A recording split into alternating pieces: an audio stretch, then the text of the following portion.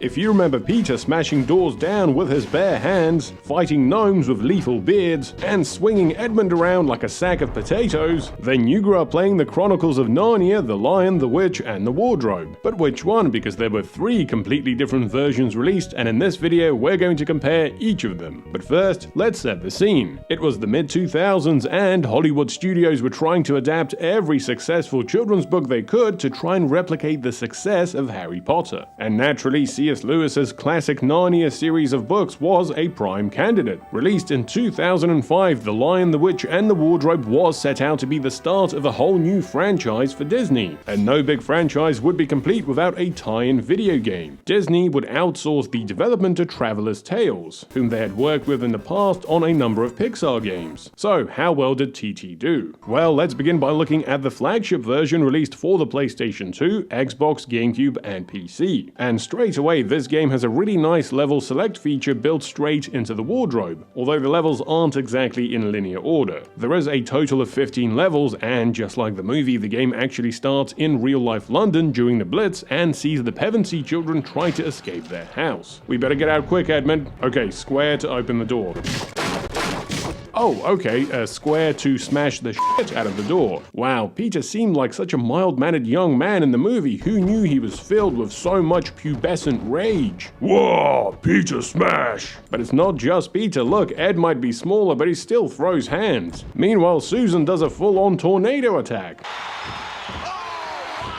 Even little Lucy does this shimmy shoulder smash. Now, as ridiculous as it looks, it does kind of make sense when you think about it. The Pevensey kids didn't really do anything in the first half of the movie except talk, run, and eat Turkish delight. And the poor developers at TT had to make a game out of this, so they decided to spice things up a bit by giving the kids melee attacks, setting the house on fire, and having it take continuous direct impact from the German bombs. But I still don't quite understand why you have to smash every door. I know they're in a hurry, but surely it would be faster just to open them. Except for this part at the end when suddenly you have to find a key. Alright, after that exciting cold open, the kids travel to the country home of Professor Slughorn, where Lucy discovers the wardrobe and enters Narnia. This level gives you a bit more of a chance to get familiar with the game's mechanics, which have quite a bit in common with TT's LEGO Star Wars games. And it makes sense as this game was released the same exact year as LEGO Star Wars 1. You're able to switch between characters on the fly. Each character will have both a melee move and a special power which helps get past obstacles and simple puzzles. For example, Ed can climb trees and Lucy can control animals and ride snowballs. Any 2 of the children can also team up and do power moves. That's right, Ed, just chuck your little sister at these ice rocks. Yeah, these 40s kids were tough. Oh my god, it's the wolves! Do they run away from them like in the movie?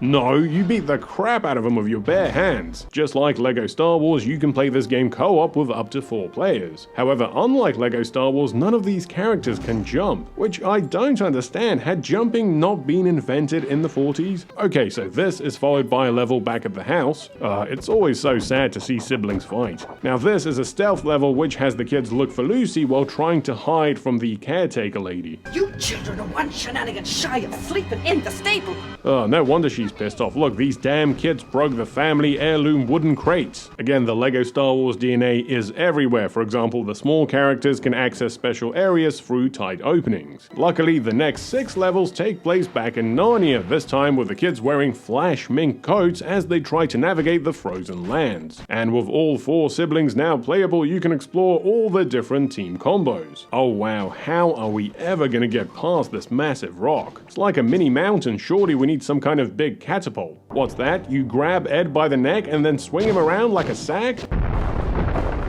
Well, what do you know, it worked. Again, kids were a lot tougher back then. You will also encounter a bunch of these ice puzzle sections that only the 2 younger kids can solve. Throughout the levels, you will encounter these petrified characters from the movie. At first, it seems like just another collectible. However, restoring them actually affects the number of reinforcements you will have in the battle at the end of the game. Of course, eventually, the kids will run into the greatest companion of all time, Ray Winston the Cockney Beaver. Children, I'll have to clear us a path.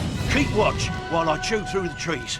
And we gamble responsibly. Now, because Susan gets a bow in the movie, the game decided to make her special attack projectile-based. But before she gets the bow from Santa, she has to rely on snowballs. That's right, if your house is ever on fire, don't bother calling the fire brigade, just pelt the flames with snowballs. Now, playing the game co-op with real people does make for some chaotic fun. However, if you're on your own, the game gets a bit more frustrating as the NPCs just aren't very smart. Lucy, don't just stand there, can't you see the Cockney beavers being eaten alive? Will you archer gnomes just fuck off? I'm trying to jam on my little flute. Ah, what a tune. This is up there with Harry's flute.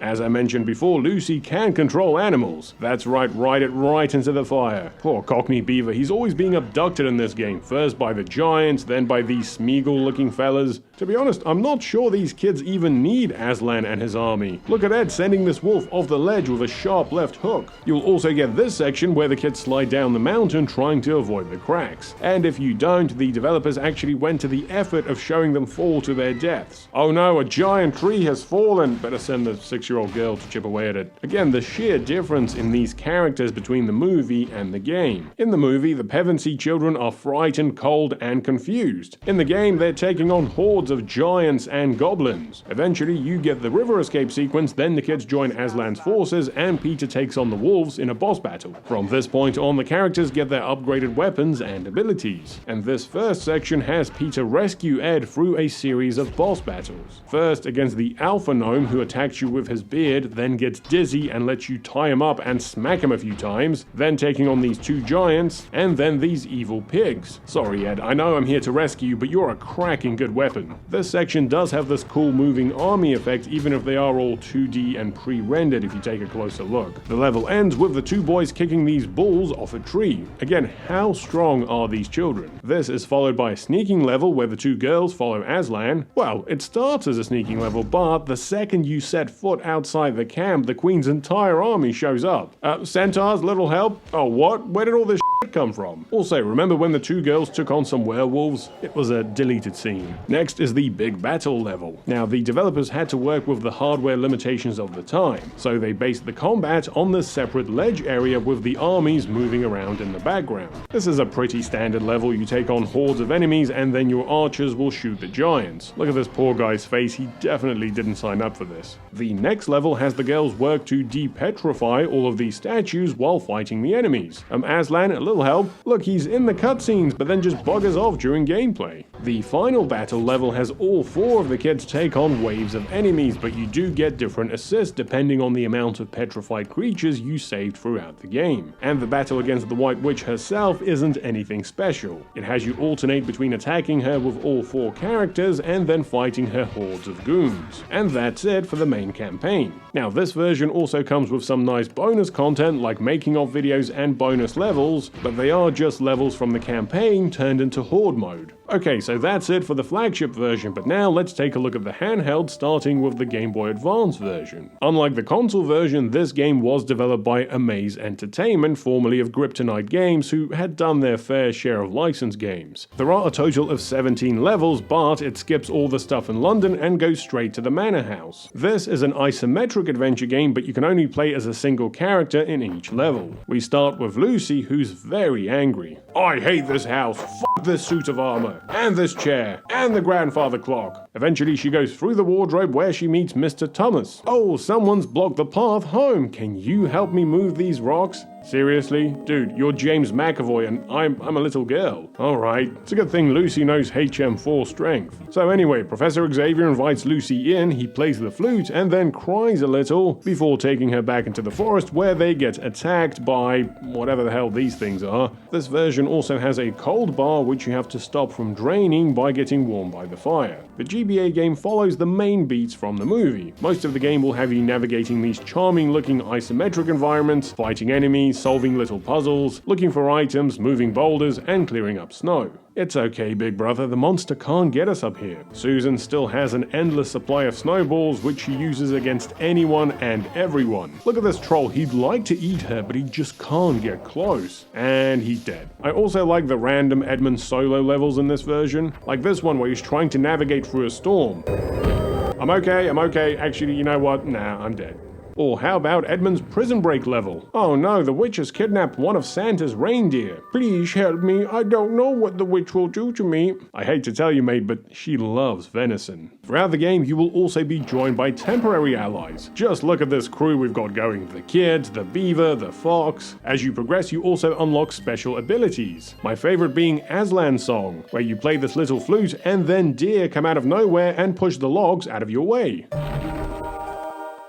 Alright, we're done here. See you next time. This version also has a river crossing section where the ice breaks, and yes, you get to see Peter fall to his death. Oh no, the girls are in trouble. No, Aslan, don't leave me. Let me ride you. Ah, damn, he spawned out. Now, after getting his sword and armor, Peter is able to take out several small enemies at once and perform charge attacks. This version does also show Aslan's death, kind of. The camera pans away and then back to show him dead. But don't worry, he comes back, and then it's off to the witch's fortress to unfreeze all the statues in this awkward gameplay mechanic where you have to press A, wait for Aslan to appear, breathe on the statues, and then disappear. And then we have the final level where Peter and all of his allies take on the bad guys before facing the Queen. But I think it's over, she looks pretty tired. Also, this game has a really nice soundtrack.